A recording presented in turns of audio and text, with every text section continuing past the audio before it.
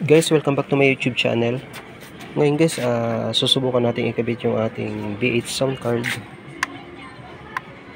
sa ating DIY amplifier.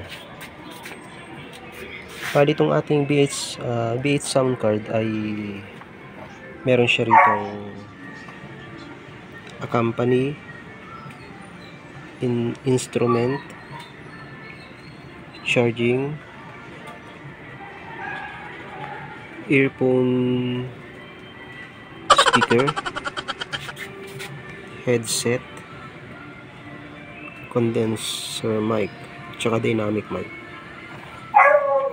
Bali itong accompany instrument natin ay pwede natin i-connect siya sa cellphone natin siya i-connect. Ito naman ating earphone speaker, dito natin siya i-input sa DIY amplifier natin. Yan.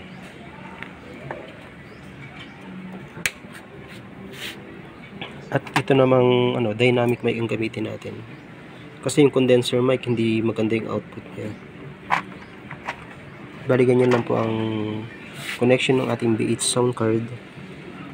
Mapapagana natin siya. Maganda yung niya, reverberation niya. Check natin.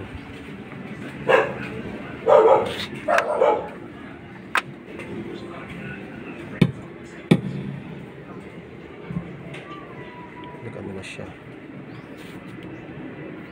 Nakakabit yung ating dynamic mic. Sound check sound testing mic, sound check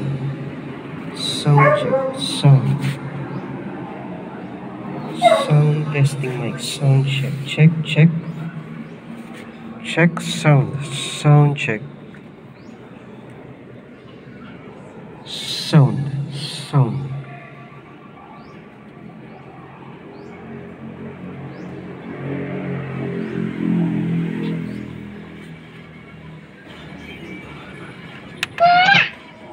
Meron din siyang mga nalobat na siya guys, kaya ano na siya, nalobat na siya. Yung ating DIY amplifier nga pala, bali meron siyang dalawang pan. Meron siyang dalawang pan dito sa ilalim. Meron, linagyan ko rin ng malaking pan dito sa ibabaw.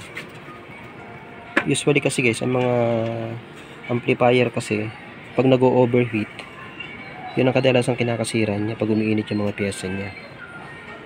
Kaya ito tinambahan ko siya ng pan para hindi siya uminit. Yan siya.